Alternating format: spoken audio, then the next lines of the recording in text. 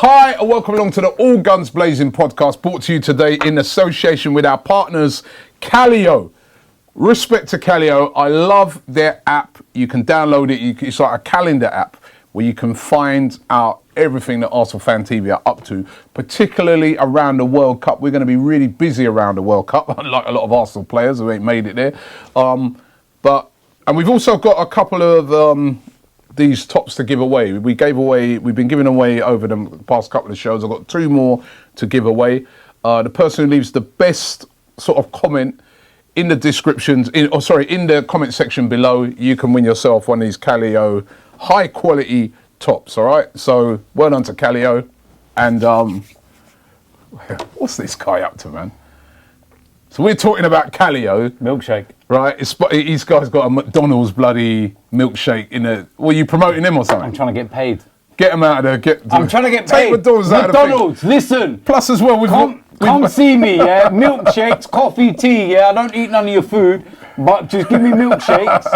Hook a brother up, It's not good for you, man. That's not good for you, bro. It's absolutely fine. It's a hot day. No, it's not good for you. You know how much sugar's in that stuff, man? And? That's pure sugar.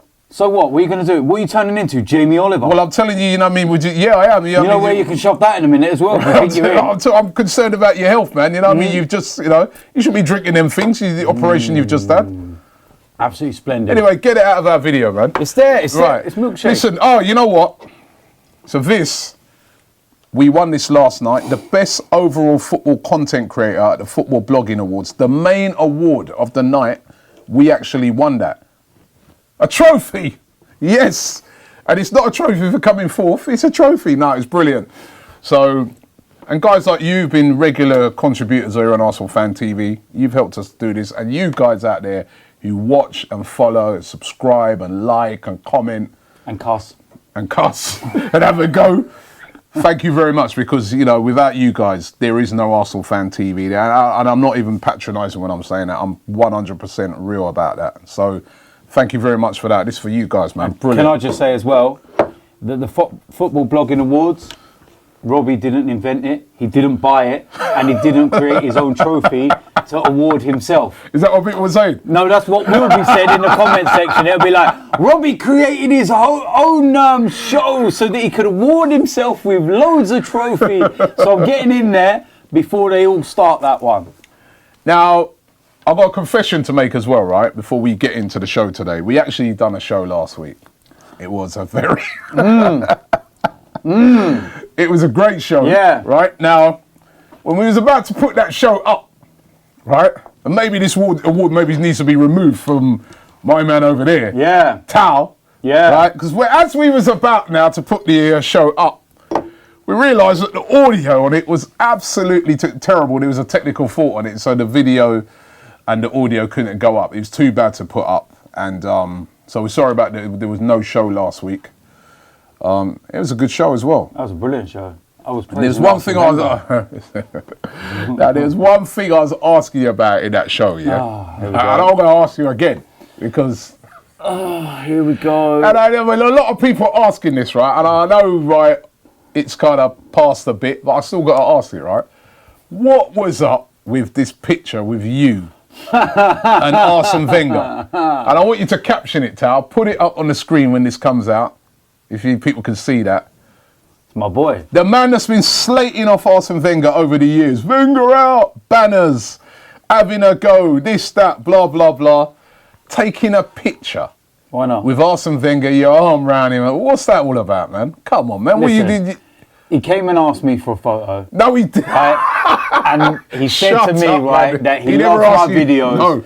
And that he appreciates all the hard work that I've done. Yeah, they probably... And he would love to have a photo with me so that he could take away as a memento from his 22 years at Arsenal. I'm surprised he didn't punch you. Yeah. And I'm surprised he didn't get like some of the security and say, right, remove this guy from the building. I'm going to address a few things, right? I'm not going to personally insult a certain person because he's not here to defend himself. But if he wants to come and have a one-on-one debate with me, bring it on, because I'll tear him to pieces. All right? Now, we all know who this guy is. You are very, very, very... He can't help himself, listen, you are very, very quick to talk when I'm not there? You was there when I've done my interview. Why did you not pull me to one side and speak to me privately like a man about your issues that you had against me and over my past conduct with Arsene Wenger? Why did you have to try and use ArsenalFanTV as a platform to express those views? And then when that was stopped by you, because there was no need for him to have done it, he then went to his own platform and carried it on. There was no provocation, nothing whatsoever It's from up me. to him, though. Isn't it? Yeah, no, but there was It's no his need for platform, it. innit? No need for it whatsoever. The only reason why he'd done it is because he got retweets out of it. Because he got in the spotlight for 5 minutes. Simple as that. He wouldn't have got that if he spoke to me privately. I said weeks ago, even on the show last week, which obviously never came out, I explained why I had the photo, why I apologised. Awesome. Shut your face, man. And I explained What? because over the years, yeah, I've said to you, I don't apologise for protests. I don't apologise for banners. I don't apologise for wanting change and wanting him out. But I apologise for some of the things that I've said in the heat of the moment. And I can hold my hands up and I can take, fair criticism over that. And people won't forgive, the things that I've said and whatnot. And that's their right. That's fine. But what you don't do is why are you trying to create an argument out of something that's finished? It's done. But there are some people who are very surprised that with all the things you said over the years, right, that you take a picture because with Arsene Wenger. You know what it is? Because it's done. It's finished. And the journey's over. And what you've got to remember is that I don't hate Arsene Wenger. I just don't think he's a good manager.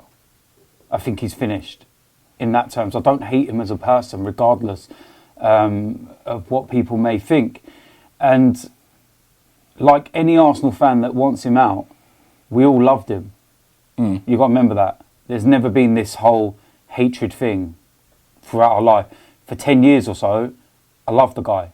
There are some fans who hate him, man. And I don't like that. No, but what I'm saying is... There was one guy last week, right, at Huddersfield, who, when all the celebrations was going on, he was refusing to...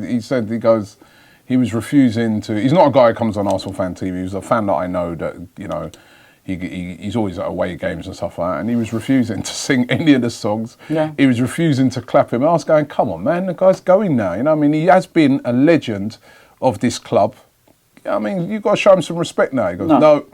I'll sing one Herbert Chapman. I'm not singing. No, come on, man. Well, that's what I mean. It was I didn't sing his name or anything else because I felt that was too hypocritical, and I felt that day. What's the difference between singing that and taking a picture? The picture I knew would piss a couple of people off as well, who have given me nothing but dog shit abuse all season, and the fact that you just give them ammunition. Ammunition. I know they're sat at home absolutely wounded over it. They can't get near Lord Arsene, and then me of all people, Bannerman. Arm round him, big smile on my face. Arsene there with a big smile, just all happy like. No, but then you've given them ammunition because they're saying, look. They can put that ammunition in their arsehole and suck on it. Hold on, they're like, all the mouth you had, as soon as you saw him, you wilted. No, you know what I mean? You were because like, I've seen him many a time since. There was Crystal Palace away when I was with Lee as well, and Lee was shouting. No, but that wasn't when he was going. No, I know. But what I'm saying is, we were singing Wenger out. And we could have got a photo with him then. We could have been exactly like that and gone like, oh my God, it's Arsene. No, because he was refusing to leave the club. As far as I'm concerned, he was taking us backwards. But the moment he said that he was finishing going, you can then stop the whole negativity thing and going, look, it's done now. You don't need to carry it on. Some people want to, and that's fine. That's their objective. But I'm saying I did not need to personally carry it on because it was over. So as the days went on, I look back at some of the good things, and because obviously there's so much on telly and there was so much on Arsenal Online and everything else, and it makes you remember some of the good times and the things, and it makes me think, when I was celebrating in 2004 when we won the league at White Hart Lane, and I think about my oldest son, who was only like nearly 5 years old then, crying his eyes out because it's the first thing he's seen Arsenal win, is his first memories. So for me, a lot of my memories of growing up as well, and my children growing up and stuff like that. It all ties into it.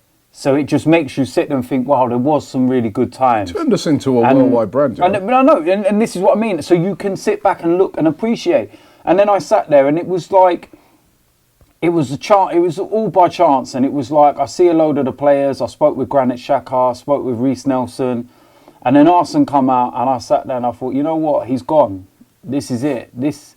He is a part of our history, and there will be arguments forever about it, but people will always debate over who the greatest ever manager is, and it's between George Graham and Arsene and Herbert Chapman. They're the three names, and there will always be a debate over that. And they all brought their own part to the club to make us who we are. Do you know what I mean? Herbert Chapman was the original innovator. He's the one who I believe made us Arsenal. He was that one. He was the reason why you walk out of Arsenal train station is because of Herbert Chapman. That was not called Arsenal train station. We are the only London club with a train station named after us. That was him. Numbers on the back of shirts. Herbert Chapman. Everything that he done. He was the man that won us. He was the man that won us our first ever trophies in our history. In our history. First ever pieces of silverware. So you look at what he did, and I just sit there and think, if he'd never passed away so suddenly with pneumonia, where could we have gone to in that era of the 30s? Where could we have gone? George Graham took over, completely changed the mould, the mindset. We'd gone 17, 18 years or something like that without a league title, went to Anfield, which is the equivalent of going to City. I'd say a prime Manchester United under Sir Alex Ferguson when they were dominating. Say in '99 when they won the treble, you got to go to Old Trafford last game and win by 2 clear goals. That was the kind of task that we were set with by going to Anfield at that time. Done it. Won trophies, European trophy. He done all of that. It ended sourly, and people will look upon what happened after and stuff. But he built the foundations for Arsene Wenger to build on. There's no doubt that Arsene prolonged the careers of the back five and everything else. But without those foundations in place in the first place, I don't think Arsene may have had the early success that he did.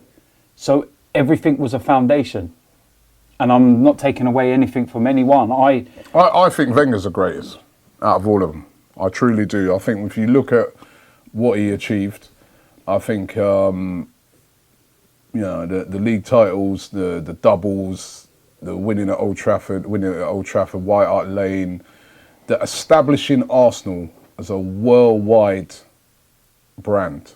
Right before that, we were a massive club in this country. He established Arsenal as a world. You go anywhere in the world, Arsenal. I think a lot of that's down to Wenger. Managing the move to the stadium and with all the problems that came with that and that. I mean, yes, we know the last 4 or 5 years, but I think we're going to look back on this guy and say he was the greatest ever manager. A season unbeaten.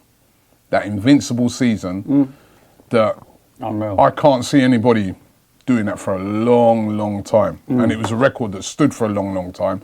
And even we saw...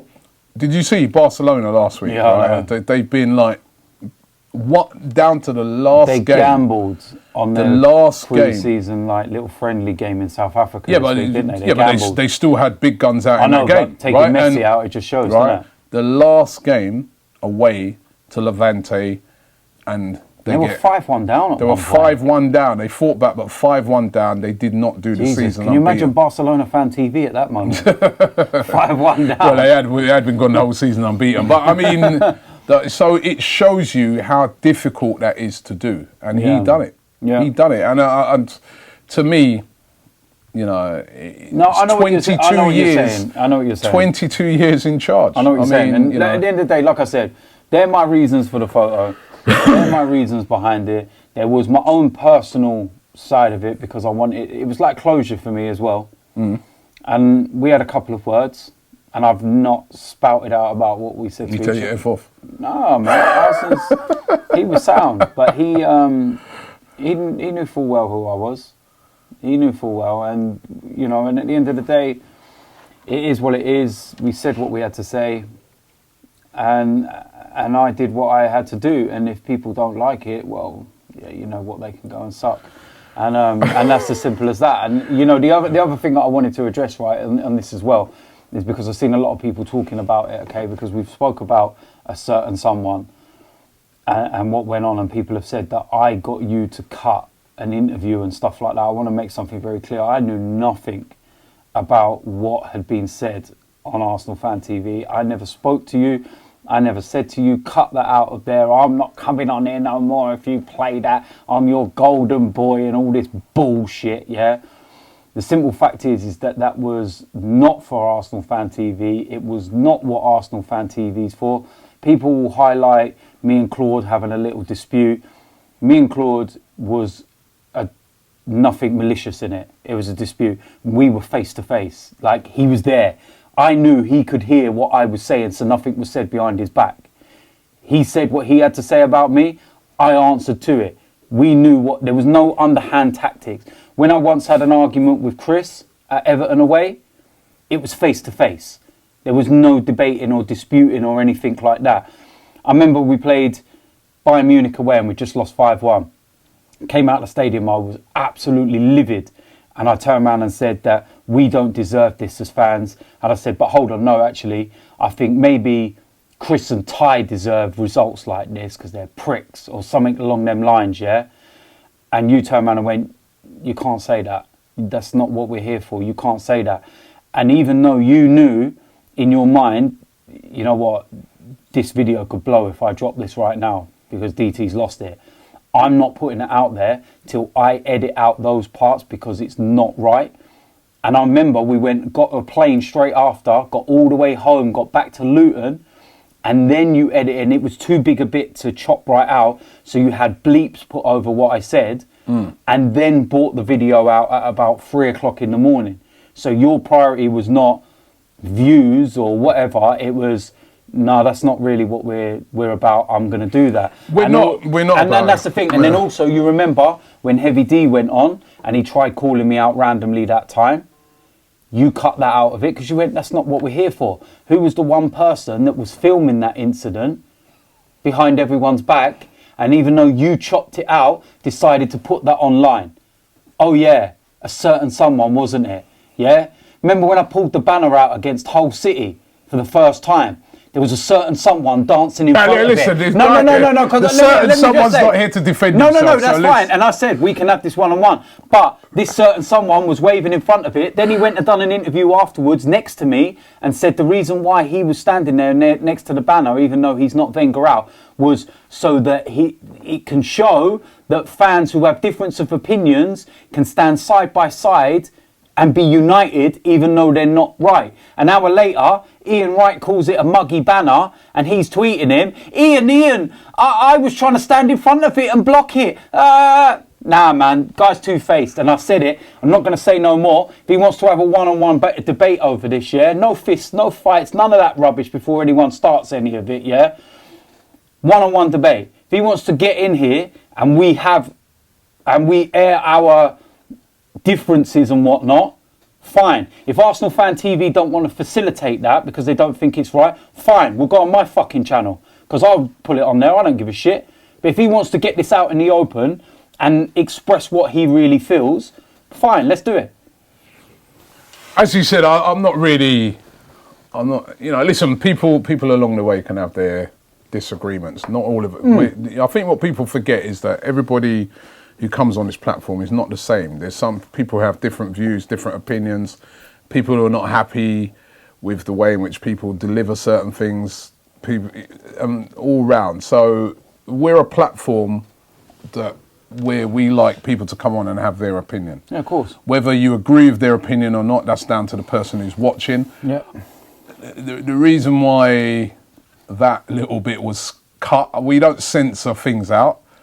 But then we try to be responsible as well because I was just trying to avoid what I thought was an unnecessary confrontation, which has now turned into being a confrontation anyway because it was revealed out. But I don't really like all this, but listen, I'll leave it down to you guys, right? Like I said, there's nothing wrong with having a one-on-one debate, is there? Yeah, you guys can have your one-on-one debate. I want to talk about football, man. Yeah, of course. That's what I want to so what I would like to do Let's talk about our new manager. We're going to talk about the new manager soon. We're going to talk about new manager soon. Yeah. What I want to do is quickly just go through Arsenal players and rate them. Okay. The season of course, is done. Some of them are going on holiday. Some of them are going to the World Cup. But I wanted to just have a quick little look back at the season and sort of rate these players out of 10, their performances overall on the season. So I'm going to run through.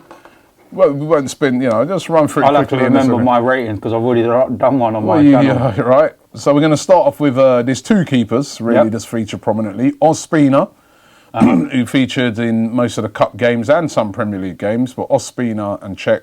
We started with Ospina, who'll be going to the World Cup with Colombia. How would you rate his performances out of 10 for the season? I'm trying to remember what I put now. I think it was 2 or 3. 2? 2 or 3. He's not that bad, come on. And I said I want him in the bin. He's got a great song. But apart from that, he's a hobbit. It's not a 2 performance, that's ridiculous. He's a hobbit. He's cost so many goals because he can't reach it. The reason why Fellaini's goal went in was because he couldn't reach it. Listen, obviously... He's not good enough. Not good enough. Maybe not, but I don't think he... We're not going to spend all day on this. No, but not 2 out of 10 is ridiculous. I said 2 or 3. Come on, man. I think that's mad. Overall the season, you think that he was that bad that you give him 3 or 2 out of... What would you give him? What a speeder. I'd say he'd had an average season. I'd give him at least a 5. Oh, there we go. Mr. 5. Ty. 5 You sound like Ty now. There was games where he pulled off some great saves. I'm not saying he's the answer, but there's games that he pulled off some great saves. I'd give him at least 5. Average season. Maximum 3. All right. Czech. I think he was a 3 or 4. Again, I think... What? Again, I'd give him an average season. Average. I think there was games in which he pulled off blinding saves, and there was games in which he made errors. More mistakes. There was games. No, there was about 3-4 games. There was about 3 games where he made errors that led to goals. There was other games in which he pulled off great saves that kept us in games. You can't just look at those few games where he let things in. This is overall for the season. Yeah, no, that's my overall opinion. 4 maximum. I'll give him 5. I'll say it's an average season. His distribution weren't great. We'll skip Mertesacker because he hardly played. I gave him a 1, by the way. We'll skip him. I don't think he didn't have enough games to give a result. Waste of money for the year. Koscielny. What did I give him? 4, I think it was. Again, I'd give him a 5. I think there was moments when he defended well, but there was moments where he was very, very average. He's got a concentration problem, I think he's lost his pace.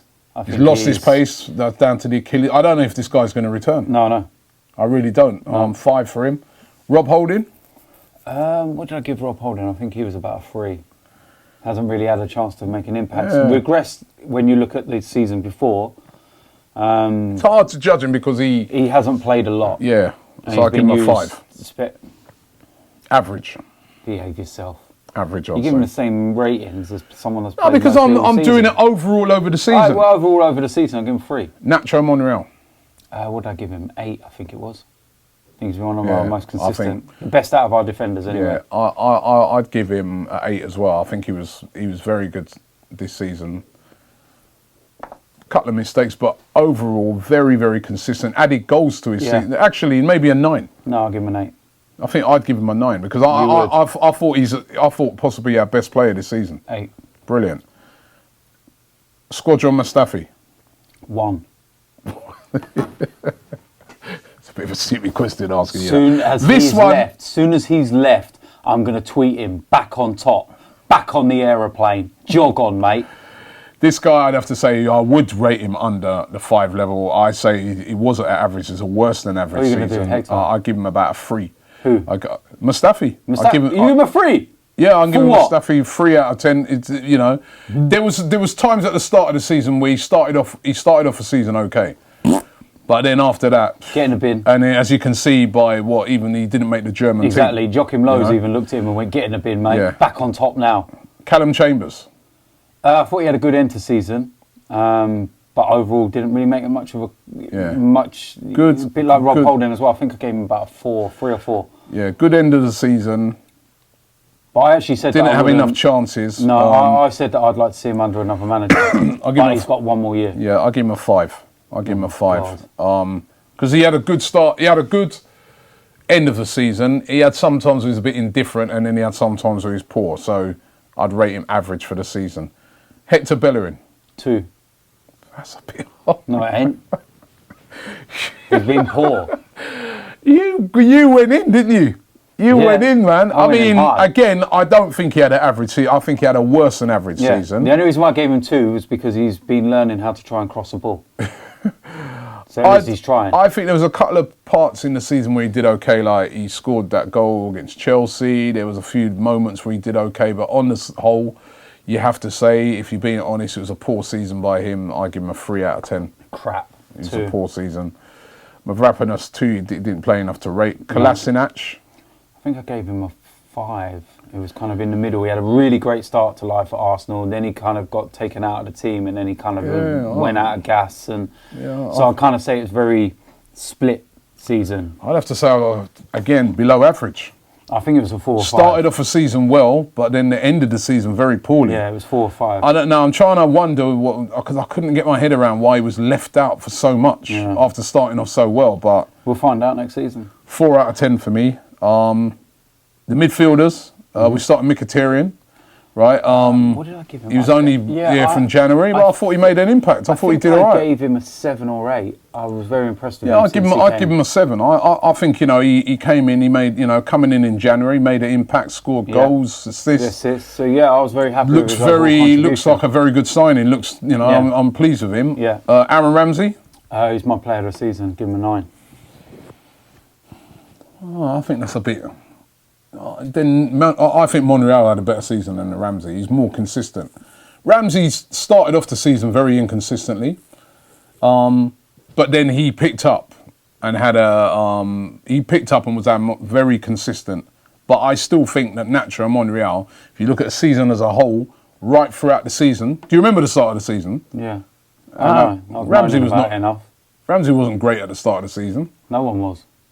Yeah, but I'm asking you about his performance. I'm not asking about the team. Yeah, I'm saying over the course of the season, I still think that he's 9. Our best. Yeah, a 9. Listen, that's Aaron Ramsey we're talking about here. I don't care if I'm giving him a 9. A 9, all right. You're trying to persuade him to stay or something by giving him a 9. Now, if I said that about you're trying to pull another Alexis, then you could sit there and start going, "Oh, hold on, I know why you've done this." But no, I give Ramsey an 8. I'll give Ramsey an 8. He comes in behind Nacho for me. Jack Wilshere. I think I gave him a 7. Yeah, I'd give him He had a very, very good, really worked hard to break into the team. Eased his way in. Got in and had really good Christmas, really good January. Then he kind of dipped. Got a bit of an injury drip. And I was surprised he was left out of the England squad. I really was. Oh, don't get me started on that. I think he should have went. He's been fit for most of the season as well. He has. The only reason why he missed the last 2 games is because his missus had a baby. Yeah. And what I think was unfair as well is that towards the latter part of the season, Arsenal blatantly said Europa's the priority. Playing all our main players in the Europa. Jack Wilshere was starting in those. Then when it came to the Premier League games, he was not playing Ramsey, not playing Wilshere, not playing Lacazette. They were all being dropped for those league games. But that was not because there was anything wrong. It was because that was Arsenal's decision. I'm resting you in the league. Priority is the Europa. Yeah, I thought I'd give him a 7.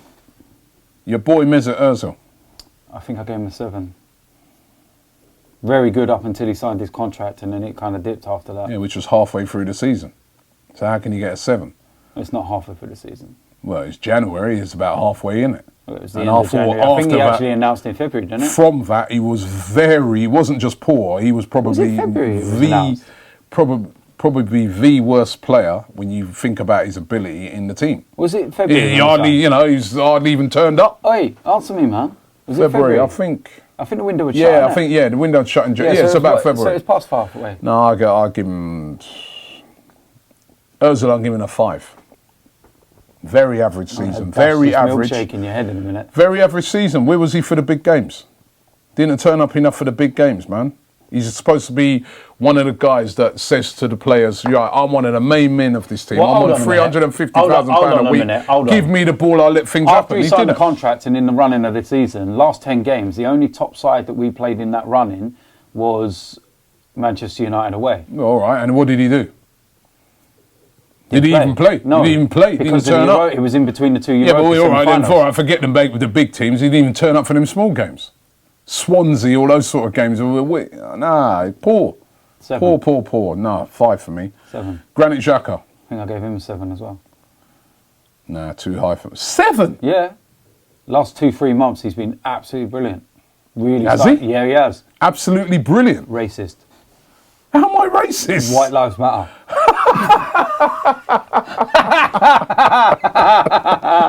You know what I mean? Oh my God, I've heard it all now. I knew he was going to do this, Tal. You see this?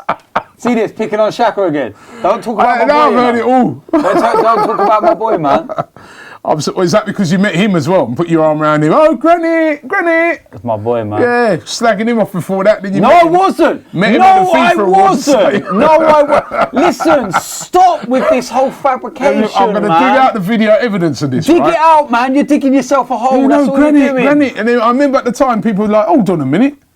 No, See? because they quite simply got First me and Granit, then Troops Wenger. mixed up. Because They certainly are. Troops was the one the week before. Granit Xhaka for me, 5. Average season. Average. 7. For most of the season, not been up to scratch. No, I won't agree with this guy. Where you get 7 from? You're having a laugh. No, I'm not. 7. Yeah. He's been average. No. At best. Watch him properly. I am watching him I can't properly. wait to see a proper defensive All right, tell me midfielder next to him. what he do. He So was what? supposed to be the defensive midfielder. He's That's not one, no. Yeah, but that's where he's playing. But he's not one. Exactly. Why are you giving him 7 then?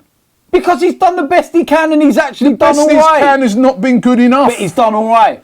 The best he can has not been used. Defensive midfielder. As far as I'm midfielder. concerned, he's all right. Hold on, he's playing defensive midfielder, right? And we had one of the worst defences And that's right, more in the to do league. with the defence. Yeah, he's supposed to be in front of them as a shield. Jesus Christ, man, he ain't a fucking force field. You're damn right. Christ, no. You're right. Do you know what I mean? Not even the Avengers could have protected the fucking onslaught that we were having all the time. You know, he's supposed to be there. He's supposed to be one of those Avengers. He was getting outnumbered so many times. He's supposed to be one of those Avengers. He just turned to dust every time, mate. Yeah? Trust me. All right, cool. No. All right, move on. 5. 5 at best. And actually, at best, Yeah. I think maybe he should be even getting What did I say? maybe a Lives 4. Right? Ainsley Maitland-Niles. I think I give him a... I can't remember what I gave him. I think he was 6 or 7. I thought he's done well. Been used all over the pitch, right back, left back, centre midfield. And I don't think he's ever let us down, really. Didn't let us down. Did really well this season, I thought. I think it was a good breakthrough for him. 7. Yeah, I'll go with a 7 for him. It was kind of a good breakthrough season for him. It's a breakthrough season for him. He showed that he can play at this level. Yeah. Still more to be done. Of course. Still more to think, but... Especially when you look at his performance against Manchester United. Yeah, in the centre midfield, he was he's superb. improving. Mohamed El Neni. I think I gave him a 5. Hasn't really 5? Hasn't really contributed a lot. Yeah, but he Been in and worked out of hard. the He did no worse than Xhaka. What are you on about? What did Xhaka do? Get out I of want you it. to tell me. Get out. You notice it. You notice straight away, yeah? We move on to the black player, and then look what happens. You know what I mean? You see what happens here? Well, he's not exactly I'm not having black, none of is he? this. I'm not having none of this, man. I'm not. Not black. He's, Yes, he is. Egyptian, isn't he? It's not black, like African. I'm not Well, he even- is African. I'm not even getting into this debate. Listen, he's a Yeah. man of. He is a man of. Listen, why are we getting into this argument about colour? He's digging a hole in his towel. He's digging a hole in it. Listen, I don't give a toss what colour they are. I just want them to perform when they've got that Arsenal shirt on. And I don't think Mohamed El Neni did any worse than Granit Xhaka. What did Xhaka do to deserve a 7? You have your favourite players. If you need to ask me that, then you need to go and reevaluate the season. What did he do for More than El Neni. At the end of the season, the last few games he did all right. Mohamed El sideways. What did he do? You know, No. there was a few nice goals that he scored long range from, but apart from that, what can you honestly tell me that Granit, and I like Xhaka, but what did he do? My dear What did he do? My God. So I'd give Mohamed El Neni a 6, by the way. I thought he was better. You would actually give him more than Xhaka. What did I give Xhaka? Yeah, I would. Yeah, because I felt. You know why? Because I felt that. Come take over this guy, man. Seriously, I can't deal with this. No, do you know why that is, right? Because I felt that, like, in every game, the effort that he put in, the hard work that he put in, he's not got the ability of Granit Xhaka, but I liked his work rate, I liked his effort, I liked the way he fought for the team, right? He's coming, you know, he wasn't starting like Xhaka, he was coming off the bench, but can we put this to a poll? Who had the better season? Overall, El Neni or Xhaka? I think if you, listen, we're not judging it on the abilities of players. No, we're not. We're judging it on. Yeah, we're judging it on. Now I'm trying to work out in my head, right? And I'm realising now that you have favourites, because how you can say that Özil got a 7 and Granit Xhaka gets an 8 is beyond me, man. Granit Xhaka 8. Where did he get? Is that what you said? He got an 8. You said. What did you say? I said 7. Even a 7. How does Özil? How do you? How did Özil and Granit Xhaka get 7s? What for? What did they do? They done well. Özil was right up until February. Özil was one of our best players till February. And I think Granit Xhaka's been one of our best players the last 3 months. Even Özil, you asked about big games he played in. Well, he played in the final against Man City. No one turned up. We were absolutely no one. But I'm talking about him. He's on a £350,000 a week. He's one of our main guys. He's the go-to guy, right? If you look at Man City, they go to De Bruyne. Right? If you look at Liverpool, they'll go to Salah. Tottenham will go to Harry Kane. These are your big guys, your main guys in your team, right? Next. Nah, you got favourites. We'll do a poll. Lacazette. Tal, can we do a poll, yeah? Lacazette. Who had the better season, Xhaka or El Neni, yeah? Lacazette. 8. Very impressed with him this year. I think he was injured clearly before his operation. Then he had his operation, finished with 17 goals, I think. So nearly into 20 goals in his first season. Adaptation, injury, a team that was disjointed, team that were not playing to his strengths, most notably as well. Remember that? They weren't. He'd done an interview only last week for a French publication, and he was saying that he needs to learn about his body language as well. And it's something that his mum's told him, because like when he doesn't get the ball immediately like he used to at Lyon, he can look a bit maybe frustrated sort of thing, which is natural. And he's saying he's learning to life at Arsenal. He's not the main man at Arsenal, whereas Lyon, the moment they got the ball, where's Lacazette? Where's Lacazette? Where's Lacazette? So it's a bit of a trust thing as well. The players have got to learn to trust him. They've got to learn to... Well, hurry up, man. You know what I mean? Shut up, man. You're the one who said to me, don't go on. Yeah, I'm giving you a good reason why I give him an 8. Yeah, all right, now you give me a good reason why you debate it. I'll go with the 8. Well, good then. Next. I'll go with the 8. You keep going on. You know what I mean? Bloody hell. You got more waffle than Captain Birdseye. Behave yourself. Aubameyang. 9. I'd agree with that.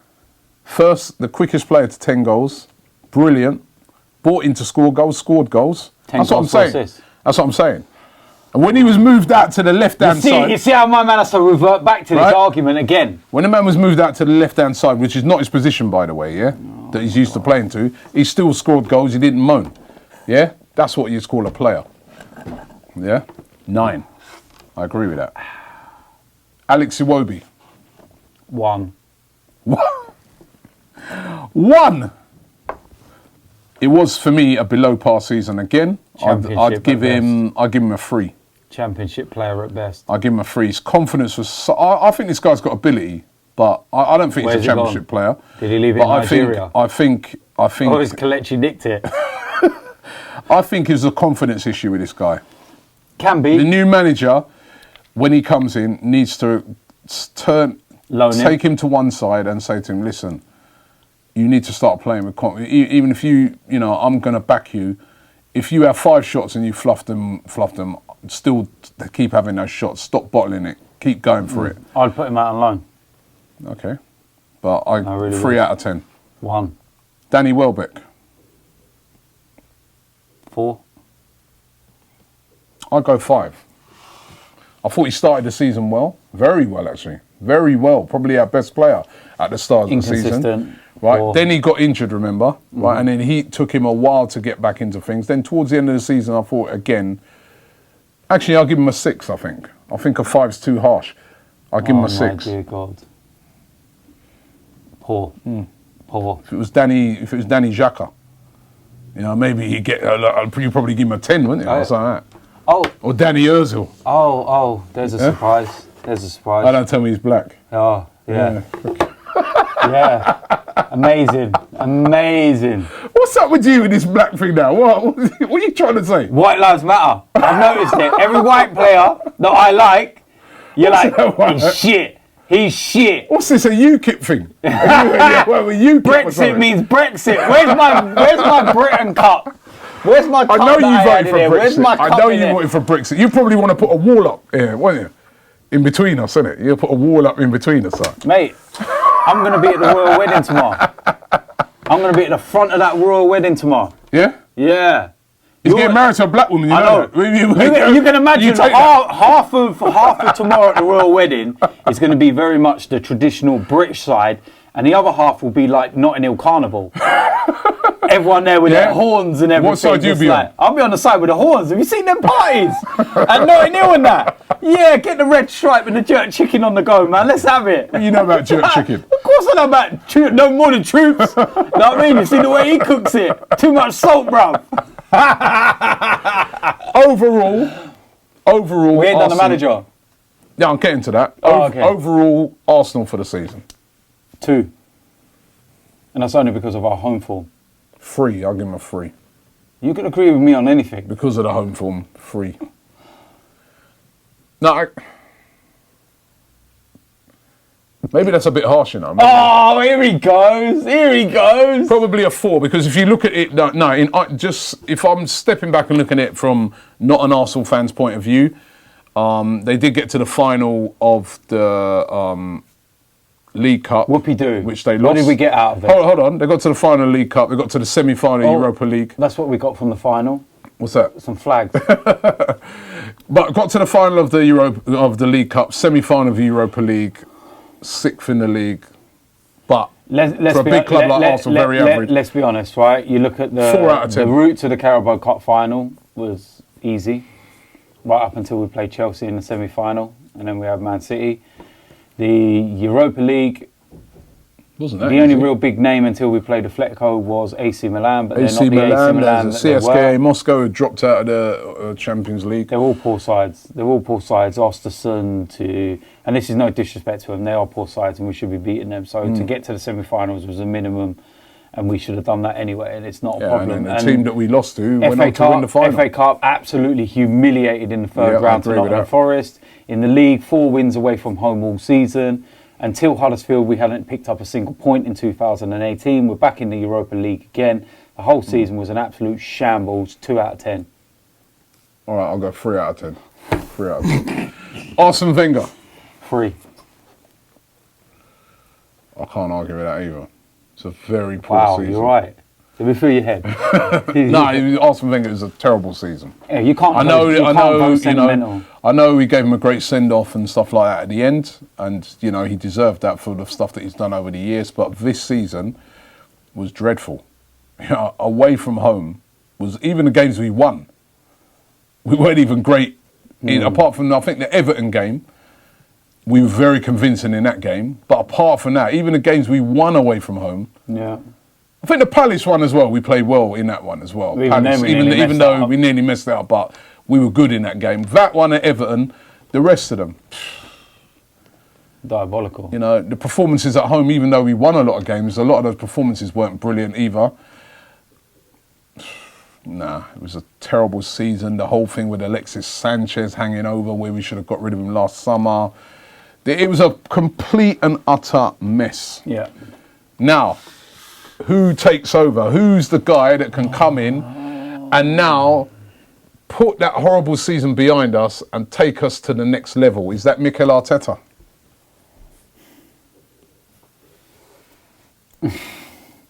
You're trying to get me to rant, aren't you? I'm just asking you a simple question. No, I don't think We did a poll on ArsenalFanTV. I did a video a few days ago and I asked, is Michiel Arteta the right man for Arsenal? 73% of the fans said no. 73%. It's an unbelievable stat for, I've made my feelings clear on this situation. I will support him. I will back him if he is the manager. I will get behind him. and any defeats and any problems, I take my anger out on the people that are really responsible for the situation we're in, which is the board. Because if you're listening to what we're being told, and I know you can't listen to rumours and speculation, but we're hearing that Allegri wants 200 million to rebuild the squad, and Arsenal refused. Arteta wants the job and will accept 50 million. So I've said it all along, this is where we'll find out whether it was Arsenal's fault or the board's fault. Was he really protecting them? I do feel that regardless, Arsenal has finished as a manager in terms of competing in the Premier League because he was getting the quality players. Oh. What the hell? Thank you. It's a Sky Sports thing, and I actually thought I was going to come up with Michiel Arteta is the new manager, but it isn't. That was so not planned either. No, it's just about Carvajal leaves Swansea. And it was just, I actually just freaked out then. I thought, can you imagine that one? That would have been perfect. But no, let me put it on silent actually, just in case it does come through with Arteta. But it's, they have to go out there and make a statement to the fans. Now, I know they're not stupid enough to think that there's such a fractious fan base and everyone's still teetering on edge. I don't get what their thought of logic is that Arteta's going to bring the fans together. I don't get that, because he isn't. It's causing divide already, straight down the middle. People even more down the middle, like more that side. Like everyone, I told you, the people that I've spoken to, 74% of fans said. I don't think there's a mass majority of fans that are saying they won't back him. I think everyone's saying they will back him. Fans will back whoever comes in, right? But initially, it doesn't mean you have to be happy with the appointment. It doesn't mean you have to be happy with what's actually going on. The only part that I look at, which I look and I say, okay, well, this is what we wanted, is the change of the backroom staff as well. A lot of the old guard's gone that's been there for the whole Wenger time. And we've talked up Sven Mislintat so much. We've talked up Raul Sonelli so much. And, you know, all these guys that have been brought in, we've talked them up. So we need to just say, okay, well, let them do their job. If they're going to bring in coaches and backroom staff that would make things that's a bit fair easier, enough. But fine. we're talking about now. Of course, I know. We're talking about the manager of the football club. We're talking about stepping into the shoes of a manager that's been in charge for or was in charge for 22 years, right? Who's like, anywhere you go in the world and you say, name me some managers, his name will be called in it. He's one of the biggest managers of all time, right? Mm. And I, like you, I agree with you, right, on this, that, right, how, and it's got nothing to do with the fact that he's white, by the way, before you start, right? But no, jokes aside, I mean, how Michiel Arteta, who's got no managerial experience. When we were speaking the other day and we were saying to people, Brendan Rodgers, there's fans going, no way, but I'd rather have Brendan Rodgers. At least he's got experience. Brendan Rodgers took Liverpool to second in the league. They should really have won the league that year. Brendan Rodgers has been managing Celtic. I know you might say whatever league it's in or whatever. He's got a season unbeaten, right? Invincible season, and he's won the league every year since he's been there. Michiel Arteta's got no managerial experience. I know he's number two to a very successful team. I know he's very highly, talked about. Yeah. Right? I've never heard a manager who's not been highly talked about by other managers and pros and that. But this is a major job. And like you said, it's not just the fact that you're looking for a new manager. You're looking for someone who's going to kind of unify, like you said, a fractured fan base. Yeah. And it's just not the right time for Michiel Arteta. That's my feelings on it. I'm like you. I will get behind Michiel Arteta. I will be hoping and praying that he's going to be the next big thing. Because managers can come from out of nowhere. Somebody was pointing out to me, Pochettino sort of came from out of nowhere. But then even Pochettino was managing before Tottenham took him. I know, and he was doing very well at Southampton. People always say about Arsenal and that he was, but you remember he was at Monaco. He was at Monaco. He was managing in Japan. Managing, not number twos. Yeah. And I just look on it and say to myself, well, if we're going to go for like a club legend, Vieira, Henry. why not a Vieira? Because Arteta was the captain of Arsenal. when we was in our worst period. I don't understand it. But yet Vieira and Henry were captains through some of our best periods. And You're played in our best periods. You want someone to fix the defence and the midfield, and you're going to bring in someone who was part of the holding midfielder. That was getting torn apart like at Liverpool away when we were 3-0 down in 15 minutes and stuff. And I'm really... I know, You know, I mean, know it's difficult because you know the problem and you look is, on it and you say, well, then why did we let him go in the first place? Then why didn't we then keep him and bring him in as a number 2 to Wenger at the time and let him learn from Wenger so that he could then take... honestly, that would have been more acceptable. Would we be going after Arteta if he hadn't have played for Arsenal in the past? Probably not. It just seems like a very simple option because he's probably a yes man. He's someone that's going to deflect and keep everything away from the Cronkies again. But what I will say is that, as that plane showed at Huddersfield last week, fans they want him out. Do these guys not know? No, That I already this know what next appointment is critical. they don't care because what They they'll don't do care, is, I don't think. because Josh will finish his little stint in England now and go back home. Stan will be back home. Gazidis will be the one fronting up over here. No, Gazidis is a smart guy, and he would have seen the reactions over the years and that. And surely he should be realising why are they that. putting it together? Why are they doing that then? Why are they even considering it? I wouldn't mind if Arteta came back as a number 2, and then you turn around and said, all right, if we had an Allegri for the next 3-4 years. But he's not going to come back as a number 2 because he's already he's in a better number 2 position where he is, isn't he? He's with Guardiola. But that's what I'm saying. No one would argue if he spent the next 3-4 years under an Allegri to take over. Listen, I'm not into this number 2 thing, right? Do you remember that guy? Is it Paul Clement? Yeah. He's number 2 at Real Madrid with Ancelotti. They won this. They won the Champions League. They won this. Oh, he's number 2. Yeah. He comes to Derby, and flops. Swansea flops. But yet still he was number 2 at Real Madrid. I'm not in this number 2 thing, right? We don't. This is not the right time now. We need a number 1. If Allegri doesn't want to leave Juventus, that's fair enough. You can't force somebody to leave. You can try and make him an offer. Well, I'm hearing that he's up for coming, but he just wants his reassurances. Well, we should be pulling out every last stop to get him. If we can't get Allegri, there's Luis Enrique. We should be pulling out every last... We need... even Ancelotti. These are big managers, big names. Even if Antonio Conte leaves Chelsea, I would be thinking maybe Antonio... I know the Chelsea thing. I know this season's been very poor for them. Maybe he needs a new challenge. I don't get... Yeah, I so want to get behind Arteta. I remember when he played for Arsenal, I never really had a bad word to say about him, even though he wasn't the greatest of players. But you could see that he always wanted to put his heart into it. I remember when he left and he was in tears and stuff like that. But yeah, he was in tears, and then that week he deleted anything to do with Arsenal. Then he went to...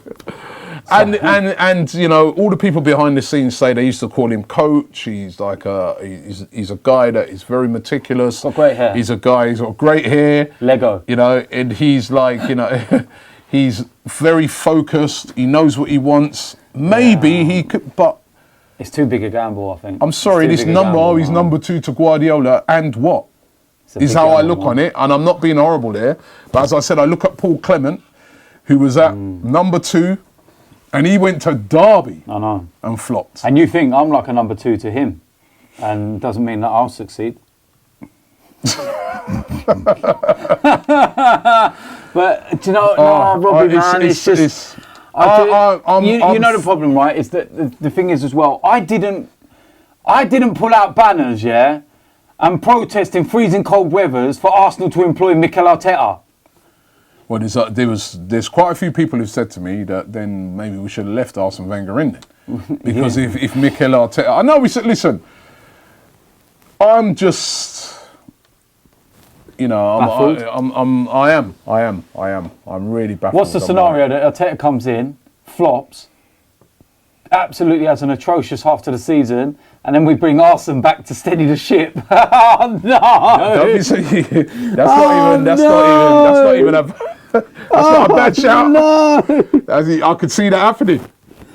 No! I better not get rid of them banners yet. I might as well just save them for a bit. Wenger in, mate. Trust me. Oh, mate, could you imagine that? We want Wenger in, so we want Wenger in. After about November time, it's like we're just. It's a shambles. As I said, I'm shocked. I'm shocked at But the thing is, I don't think that they've got. The one thing we have to be careful with the media, right? Because the media are throwing a lot out there, and I know a lot of the. I have to be careful the way I word this, but a lot of the certain sites are saying things, so certain, odds go on a certain way because, if someone becomes a favourite, you lump a load of money on it, and then a week later they're not the favourite anymore, and they're down to 10-1. Listen, it's not, and and it's not right. Just that. So you've got to be careful what you listen to. But what I'm hearing is that Arteta, it's done. It's they've got the meeting Thursday and everything else. Thursday's come and gone, and all of a sudden Allegri's back in the frame. Oh, hold on a minute. Arsenal have now spoken to Patrick Vieira, and he's not too happy because he sees it as a token gesture. Oh, wait a minute. Thierry Henry's now being contacted. So if we're to believe what the media and that are saying, then the board ain't got a fucking clue what they're doing. Well, because in their own mind, they should... Right, listen, Robbie. That board knew Arsene Wenger was leaving 5 weeks ago. 5 weeks ago. At that point, the contingency plans and everything were all in place, ready to go, and they should have even been way before that sort of thing. If you're led to believe what some people will say from March and everything that they knew and everything else, they should have a clear objective in their mind right now as to being who the manager of Arsenal Football Club is. There's after this weekend, the last of the Premier League teams finished with the FA Cup final. Obviously, Liverpool got the Champions League final to come. They said they want to make the appointment before the World Cup. Well, that's coming around. June the 14th. 4 weeks. Less, I think. You know what I mean? What's the date now? Look, we're on the 18th. So you're talking less than 4 weeks away. This man has to go, and I know it's very easy to say that, we've got signings to get and they're probably already, in motion and whatnot.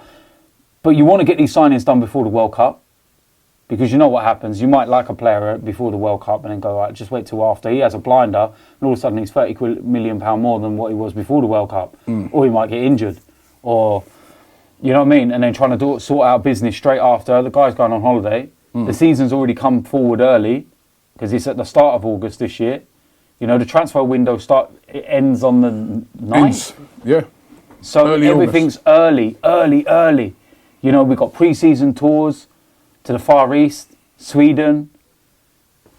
Do you know what I mean? You want to have these all in place because it's a new manager as well. How sometimes these things work. Now, we know Michiel Arteta's not nailed on.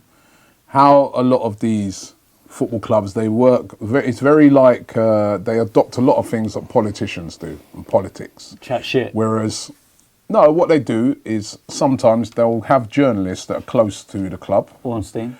Right? I never said Ornstein. No, they'll have journalists that are close to the club, right? I reckon the one that they've got close to the club that they feed all the bullshit to is John Cross. Because everything he relays comes out wrong.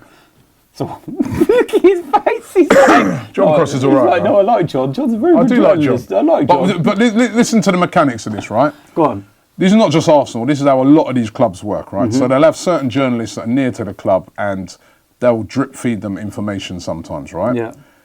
Now, sometimes the reason why they drip feed it is because they're testing the water. So it's like, maybe Arteta might be, but I wonder what the reaction to it would be. So they drip that out, yeah. We're talking to him. He's got a great chance. And then those journalists start pushing that out, saying, and the bookies make him the favourites and lots of people are talking about it. But then the people who are in charge at Arsenal, whichever club it is, sit back and they look at the reaction out there. And if the reaction out there is not too bad, then they say, all right, maybe we should push ahead. If the reaction out there is very adverse, then they think to themselves, maybe this might not be, even though we wouldn't mind him, we can see the reaction would be terrible, so maybe we'll pull back on that one. Sometimes they push it out there as a smokescreen because they're trying to get somebody else. We don't know at the moment.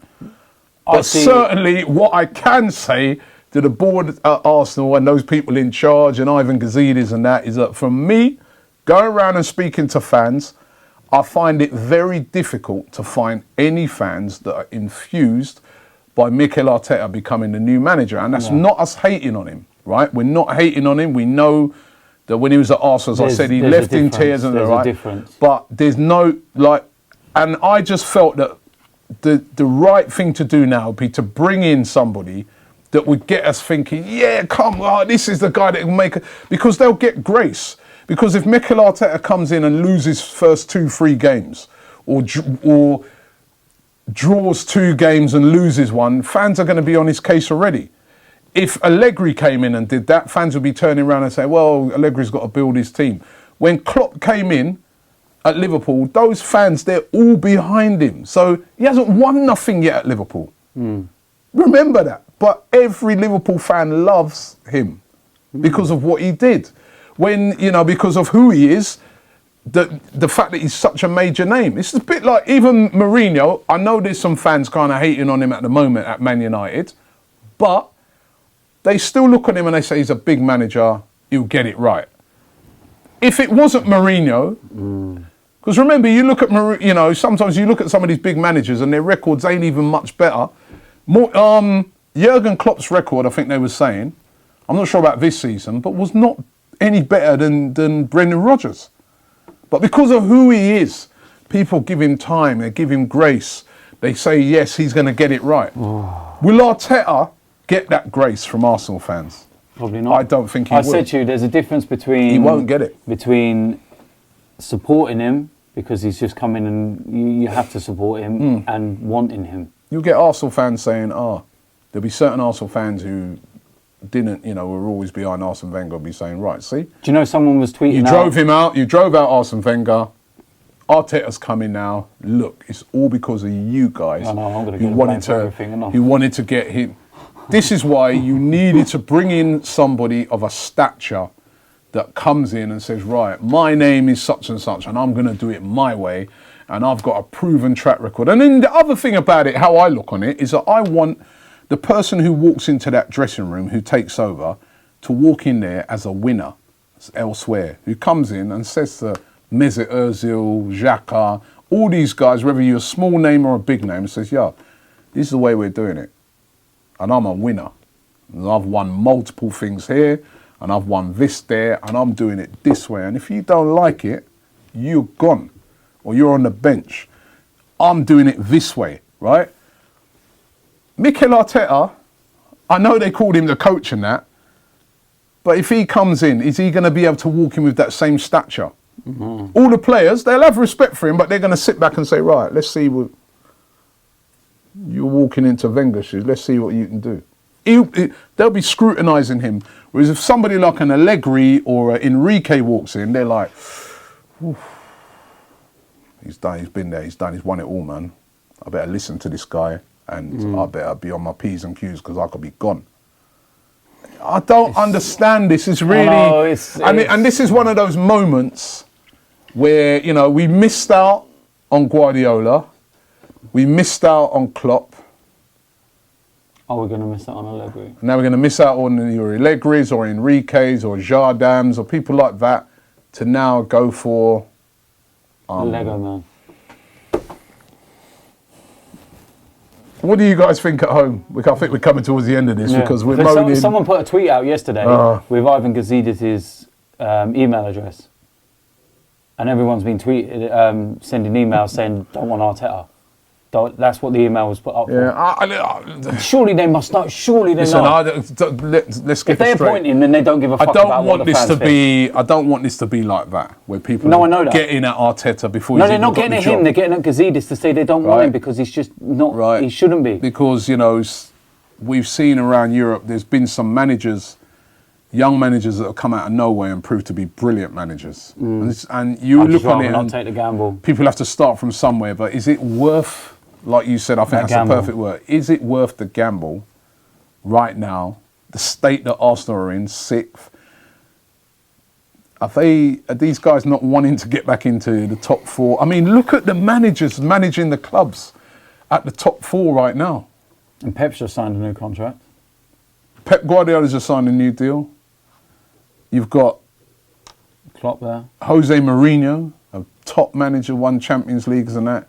You've got Jurgen Klopp, right, has won multiple things. Now you got Pochettino ain't won nothing, but he's like... I knew what was coming then. but hey, at least that's one thing that Arteta and Pochettino would have in common. They haven't won no trophies. But what Pochettino has got is that he's considered to be one of the best managers around at the moment, up-and-coming managers. Not in my opinion, it's not one nothing. Antonio Conte, all right, he'll probably be gone, but Pochettino they're not going to replace him with... Why are Chelsea not in for Arteta? You could say things like that, innit? If he's this great thing, young and he's available, why are they not interested? Do you want me to tell you the perfect place for Arteta to start off with? Everton. Yeah. Go Everton. We'll watch you for a couple of years, and if we like you, we'll come and get you. That's not even a bad shout. So I'm looking at it like this, we've got, first of all, we need to try and get back in the Champions League. The revenue they must be losing by not being in the Champions League, the way the stature of the club has dropped. We've already discussed this as well. We've even to the corporate level and the boxes and stuff like that. Like, did you know as well the AC Milan game? The Real Madrid game, the Legends game, the one that's at the Emirates. They're selling boxes for the game. Like, when you buy a box normally, it's a package. You will get everything that happens at the Emirates. If they decided to have a boxing match at the Emirates, your box would be covered. It's like the Wembley thing. It's like a yearly lease. That says it all, that they're trying to sell boxes for single matches. If those boxes were leased and someone had them, then they wouldn't be selling them. They're on Arsenal's website because I've had a look at them. I've seen them. And I was thinking about telling you to get one for us for the game. What for you get lost, mate. Get what box? Get a box for the game, innit? We'll all chip in. 10, 15 of us, it says. They have ones from 10 to 15 people. Yeah. You know Good luck with that, mate. Couple bags. Good luck with that. Couple bags, eh? Yeah, all right. I mean, simple, innit? Simple, bruv. I want to know from people at home, Michiel Arteta, are you infused? Let's do it again. Let's do this poll again.